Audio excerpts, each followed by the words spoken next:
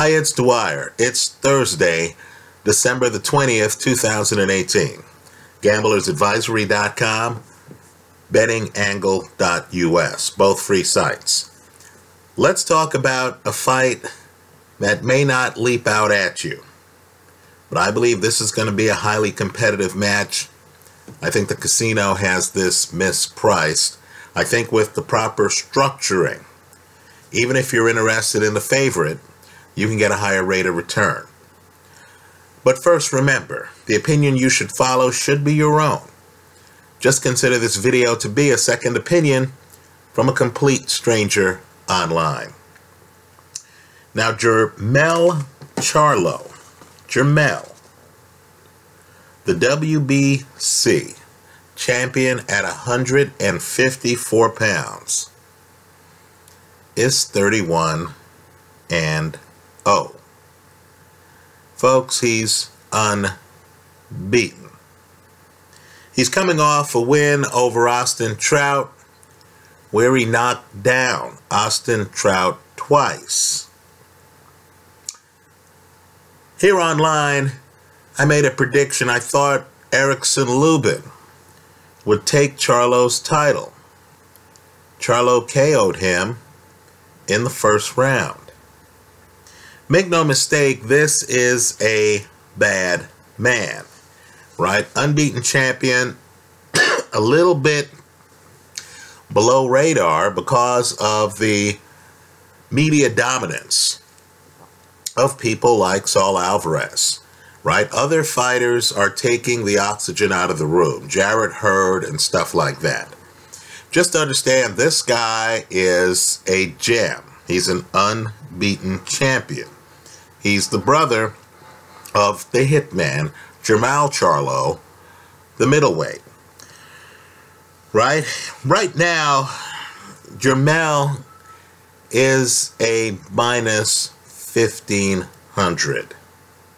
In other words, what Vegas is telling you is that if he fought his opponent, Tony Harrison, 16 times, they're telling you that Charlo would win 15 of the 16. So you would have to bet $1,500 just to win $100. Folks, I'm not buying it. The play I'm recommending here is to take the challenger, Tony Harrison. You're getting 7-1 odds on the challenger. Huge odds. You're not going to get odds like this betting on NFL football, right? You're getting 7-1 on Tony Harrison, but there is a but. I want you to hedge the play with Jermell Charlo by knockout. Understand, Jermell Charlo by knockout is a 1-2. Significantly better odds than a minus 1,500. But I want you to understand the risk involved. If Tony Harrison wins the fight, you're good. He takes the title, you're in the penthouse. You're laughing. For every dollar you bet, you get $7 back plus the return of your original dollar. If Jermell Charlo wins the fight by stoppage, you're laughing. The hedge delivered for you. Understand too, when you're getting huge odds on one side of the play, 7-1, you don't have to bet the hedge 50-50. You can actually shift some expected winnings from the 7-1 side toward the 1-2 side. Right? So if Charlo wins by stoppage, the hedge will have held. If you allocate the bet correctly, you'd make a profit. But if this goes to the judges, as Charlo's last fight did against Austin Trout, and if Charlo wins a decision, you lose it all. Right? Let's talk about why I think this fight's mispriced. First, let's revisit that Austin Trout fight. Here you have Austin Trout challenging a champion. Trout gets knocked down twice, right? He gets dropped in 2 different rounds, right? 2 different rounds he gets dropped. This is kind of like the Deontay Wilder-Tyson Fury fight. But yet, when you went to the scorecards, and I actually believe the scorecards in the Trout fight are more legit, right? One man's opinion. When you go to the scorecards, you'll notice in the Trout fight that one judge had the fight 113-113. What that's telling you is that but for the 2 10-8 rounds, for the knockdowns, Trout would have been up by 4 rounds on that judge's scorecard. Now, I agree. You have 3 judges. There's going to be one judge who's off in left field. Okay, fine. In this fight, there is a judge, I believe, who's off in left field, who has Charlo winning the fight big. The intrigue comes with the 3rd judge. That 3rd judge had Trout losing the fight by 4 points. Right? Just understand, if you take away the 4-point advantage that Charlo would have received for 2 10-8 rounds, right? What that 3rd judge is telling you is that it was a highly competitive fight. Highly competitive. Well, let me tell you about a Charlo fight that wasn't competitive. Charlo was fighting John Jackson a few years ago. I saw this fight, and I was unimpressed with Jermell Charlo. Charlo's getting beaten. Charlo's getting outboxed. Right? The judges had him losing the fight.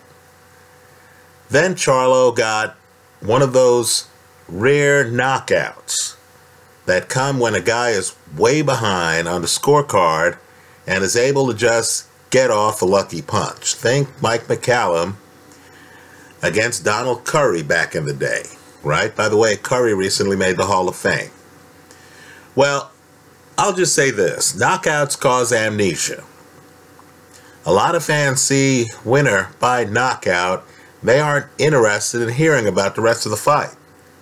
They're not interested in hearing about a fighter getting undressed, which is what Charlo was getting. Now, I view Charlo as having more boxing skills than his brother Jermell Charlo. Right? But something happened to Jermell along the way. He was winning decisions, then he decided he was going to be a puncher. His brother's a puncher. You know what they say, what Ralph Kiner, the baseball player, used to say. Home run hitters drive Cadillacs. Well, there's a corollary for boxing. Right? Knockout punchers drive pay-per-view and subscription channels. Right? The knockout punchers are the ones who get the bigger checks. So I've noticed that Jermell Charlo has lowered his volume. He's trying to load up on punches. So to me, that opens the door for Tony Harrison. Let me tell you about Tony. Tony's been knocked out twice. That's why you need the hedge here. He's 6'1". He's fighting at 154 pounds. When you see a guy who's too tall for the division, in my opinion, that guy is going to be susceptible to taking punches. Thin guys, in my opinion, my bias, don't take punches well. They get hurt. Right? I've seen tall, thin guys look unbeatable. Thomas the Hitman Hearns. And then, of course, I've seen what happens when a guy lands flush on them, Sugar Ray Leonard. The guy ends up falling over like a tree. Right? Tony Harrison is an excellent boxer, as long as he's upright. What I'm suggesting here in this video is that the 7-1 underdog is a better boxer, just pure boxing skills, than the minus 1,500 favorite. Right? In my opinion, Harrison has an awfully good chance because of his slickness, because of his higher volume, because he's just a more complex boxer, using things like distance and stuff like that, because he's not loading up on shots, and he lets his hands go far more than Jermell Charlo. And because, and look up this fight, it's on YouTube, because he was beating Jarrett Hurd, a current champion who's beaten Erislandy Lara. He was beating Jarrett Hurd before Hurd closed the distance and dropped him in the 9th round. And because in Las Vegas, he gets by Ishii Smith, right? Doesn't lose to Ishii Smith in Vegas. I believe Harrison has the mental toughness and the experience against world-class competition. The faster hands, the higher volume, the better boxing, to make this fight competitive. If it goes to a decision, I'll take my chances. I think Harrison is just flashier than Jermell Charlo, who sometimes spars with another fighter you know, Errol Spence. Right, so, take a hard look at this fight. I'll agree. Jermell Charlo might catch Tony Harrison and might stop him. No question about that. But if he doesn't catch and stop him, this fight to me has kind of like a Tyson Fury Deontay Wilder feel to it. Right? In that fight, Wilder's only chance of winning the fight was by stoppage. Now, Jermell Charlo's a better boxer, better boxing skills than Deontay Wilder. But I'm just telling you, I personally feel that Jermell Charlo's best chance of winning this fight is by stoppage. Otherwise, the champion could get undressed by Tony Harrison, who I consider to be a live underdog.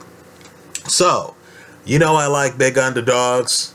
You know I like to structure a bet where, if the favorite wins, I get a better rate of return than I would just taking the favorite outright. Let's do that here. The play I like is the underdog, the 7-1 underdog, Tony Harrison, to win the fight. Right? Give us a shot at the penthouse, y'all. Hedged with Jermell Charlo by stoppage. But again, understand the risk involved. Harrison wins, filet mignon for dinner. Charlo wins by KO with A1 sauce. Charlo wins by decision, you're in the poorhouse, you've lost it all. That's how I see it. Let me hear from you. I hope you leave your comments in the comment section of this video. Thanks for stopping by.